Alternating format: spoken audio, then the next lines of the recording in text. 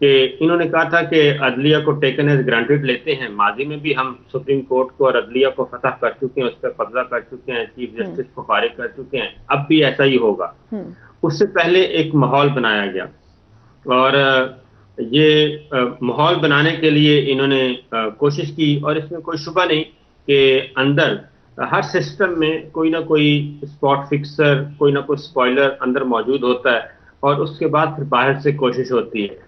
لیکن ان کو اندازہ نہیں تھا کہ یہ 1997 نہیں ہے، یہ 70s 80s 90s کی دہائی نہیں ہے، بلکہ صورتحال مختلف ہے، اور سپریم کورٹ اور عدلیہ ہماری پاکستان کی جو ہے وہ مختلف اسٹیجز سے گزر کے اب بہت زیادہ میچور ہو چکی ہے۔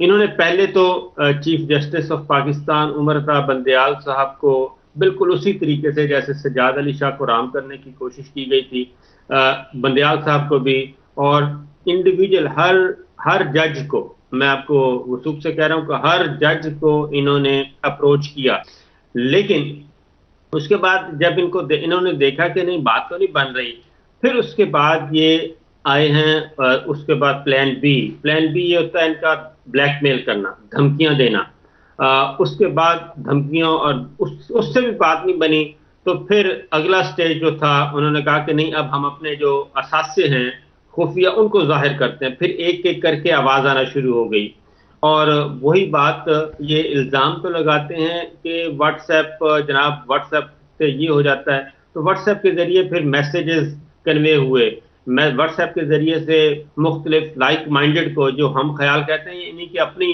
ٹرمینالوجی، اپنے ہم خیال کو انہوں نے واٹس ایپ کے ذریعے بھجوانا شروع کر دیے کہ جناب آج یہ ہو گیا، آج 4th فلور پہ ہوا، آج 3rd فلور پہ ہوا، آج 2nd فلور پہ ہوا، ماحول بنانے کی کوشش کی گئی۔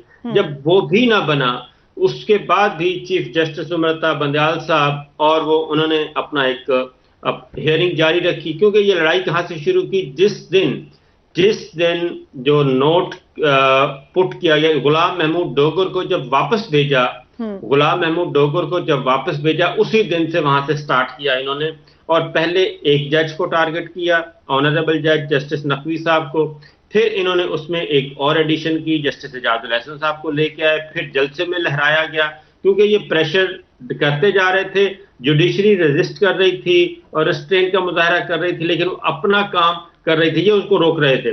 اس کے بعد مریم صاحبہ آ گئیں جلسہ عام میں، انہوں نے کہا جب تو میرے پاس پاور ہے اور سارا سسٹم مجھے سپورٹ کر رہا ہے، اور سسٹم سے مراد سسٹم تھا کہ پورا سسٹم میرے ساتھ ہے، تو دیکھتے ہیں کیا ہوتا ہے۔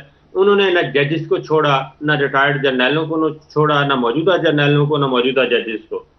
یہ ساری چیزیں جوڈیشری کے اندر بھی ایک ریئیکشن ہوتا گیا کہ یہ ہو کیا رہا ہے، کہ جوڈیشری آئین اور قانون کے مطابق صرف اتنا کام کرنے چاہ رہی ہے کہ آئین پہ عمل درآمد ہو جائے، 90 دن کے الیکشن ہو جائے۔ جوڈیشری نے ایسا کیا گناہ کر دیا ہے؟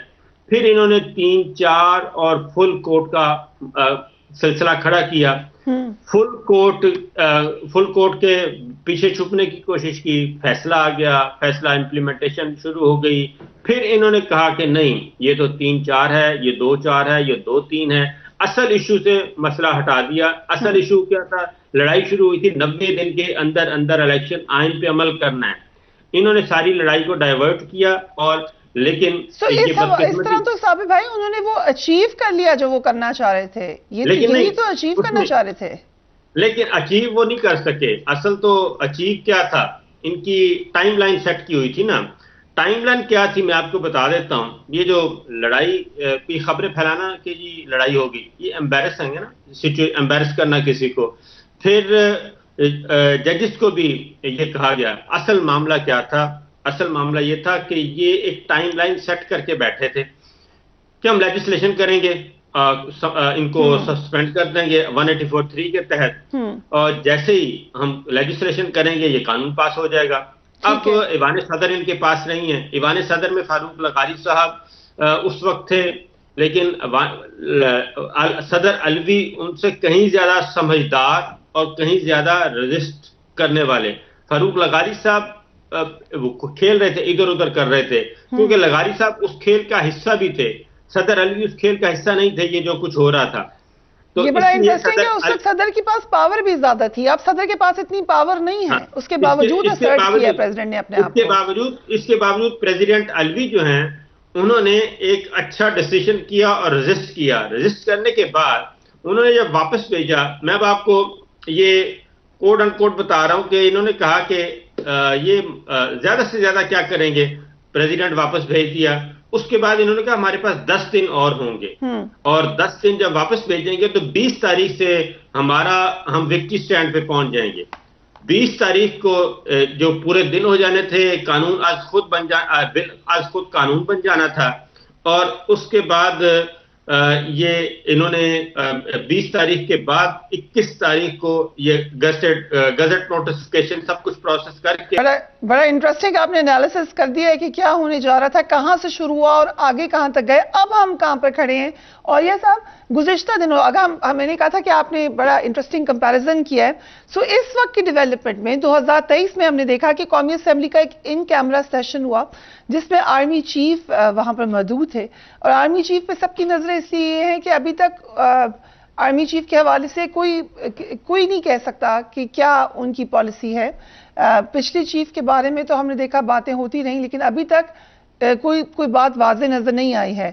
ان کا ایک بیان آیا میڈیا میں جس میں انہوں نے کہا کہ فیصلے عوامی نمائندے کریں گے, منزل کا تعین پارلیمان کرے, ہم ساتھ دیں گے.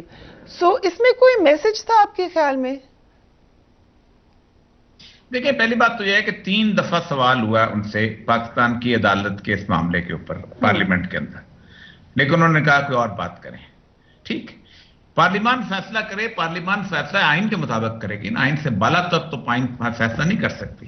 اور ایک بات آپ یاد رکھیں کہ اس وقت جو صورتحال ہے وہ پاکستان میں آج سے پہلے کبھی نہیں آئی تھی.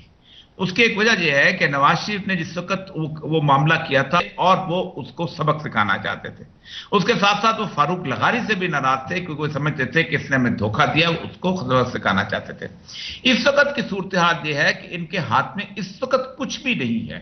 میں آپ کو ایک بات بتاؤں, پاکستان کے اندر یہ پہلی دفعہ ہوا ہے کہ پاکستان کی 12-13 تمام پولیٹیکل پارٹیز جو ہیں ان کو یہ مکمل طور پہ احساس ہو گیا ہے کہ وہ الیکشن نہیں جیت سکتے. یہ کبھی نہیں ہوا تھا. 70 کے الیکشنز ہماری آنکھوں کے سامنے ہیں. تمام پارٹیاں سمجھتی تھیں کہ ذوالفقار علی بھٹو کے ساتھ ہم مقابلہ کر لیں گے. ہم اتنی بڑی بڑی پارٹیاں ہیں, ہم سیزن پارٹیاں ہیں. ممتاز دولتانہ کی پارٹی ہمارے ساتھ ہے, خان عبدالقیوم خان کی پارٹی ہمارے ساتھ ہے. وہ کیا پارٹی بھٹو کی اس طرح کی نہیں تھی جس طرح کی عمران خان کی ہے. کے پی کے اندر اس کی حکومت نہیں بن سکی تھی, 1 یا 2 سیٹیں لے سکا تھا. بلوچستان کے اندر اس کی 1 سیٹ نہیں تھی. پنجاب اور سندھ 2 صوبوں میں وہ موجود تھا, اور بنگال میں تو تھا ہی نہیں مشرقی پاکستان میں.